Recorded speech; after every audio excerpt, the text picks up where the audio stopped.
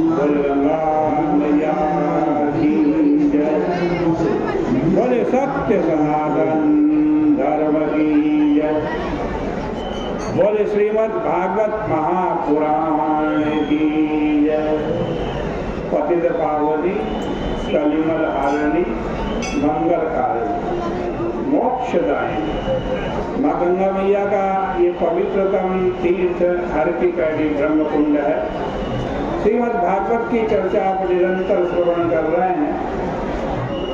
श्रीमद् भागवत जी के एकादश स्कंद का 17वां अध्याय आज प्रारंभ कर रहे हैं।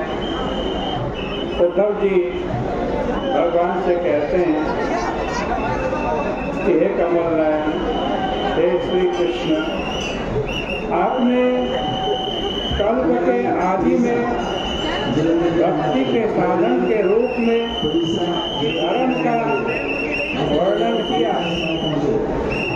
वो जो धर्म आपने वर्णन किया है उसका अनुष्ठान कैसे किया जाए, कैसे आपकी भक्ति हो। धर्म तो भक्ति के लिए है, भक्ति ही परम धर्म है। हमने धर्म का अनुष्ठान किया और भक्ति न की तो सब बेकार है। चंदन भस्म बहुत लगाया, होम बहुत किया, दान व्रत भी बहुत किया, लेकिन हम किस मालिक की ओर से कर रहे हैं सब?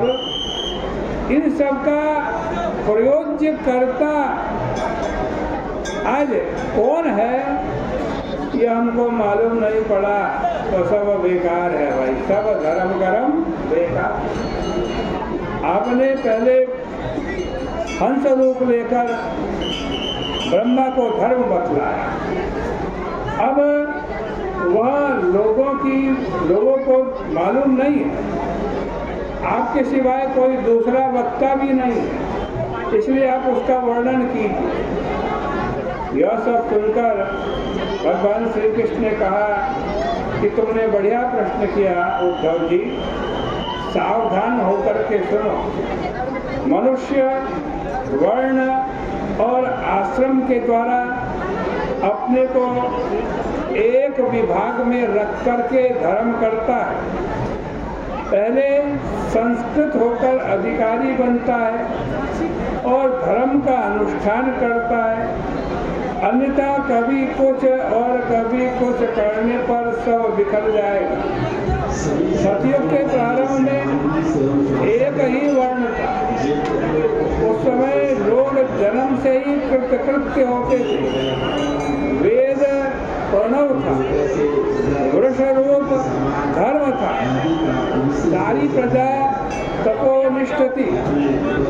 उसके बाद आया त्रेता, तब त्रयी का प्रादुर्भाव हुआ, विष्णु यज्ञ रूप हुआ।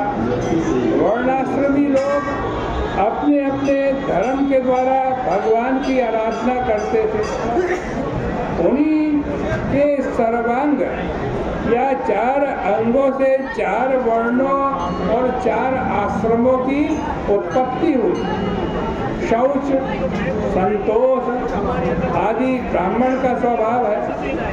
तेज, बल, धैर्य आदि क्षत्रिय का स्वभाव है। आस्तिक्य, दान निष्ठा, अदम्भ मतलब बनावट न करना और ब्राह्मण सेवा ये वैश्य की प्रवृत्ति है। द्विज, गाय आदि की सेवा और यथा लब्धेन संतोष, जो मिल जाए उससे संतोष कर लेना, ये शूद्र की प्रवृत्ति है। जो वर्णाश्रम को नहीं मानते उनका स्वभाव विकारी हो जाता है, क्योंकि निर्विकार बनने के लिए अंदर कोई संस्कार नहीं होना चाहिए। चाहे किसी भी वर्ण में रहने वाले हों, पर उन्हें इस बात का तो ध्यान रखना ही चाहिए कि वे किसी को दुख न पहुंचाएं, सत्य भाषण करें, दूसरे का धन न लें, काम क्रोध लोभ को काबू में रखें और सबकी भलाई करें। ये सार्ववार्णिक धर्म है, सबको इस धर्म का पालन करना चाहिए।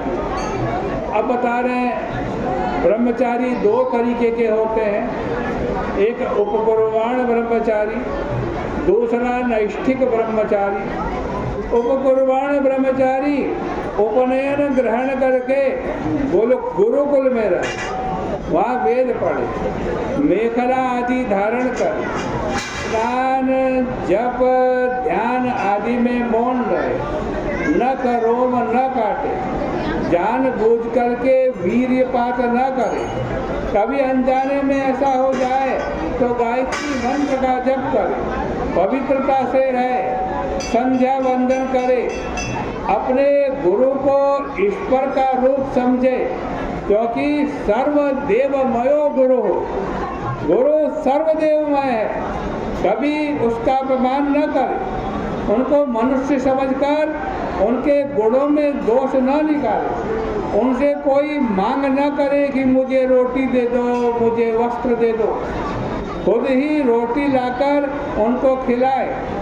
सायं प्रातः उपानीय भैक्ष्यम तस्मै निवेदय, हमेशा सुबह शाम भिक्षा मांगने के लिए जाए और उस भिक्षा को गुरु जी की झोली में डाल दे। हमेशा छोटों की तरह आचरण करे और जब तक विद्या समाप्त न हो जाए तब तक और गुरु जी की सेवा में रहे।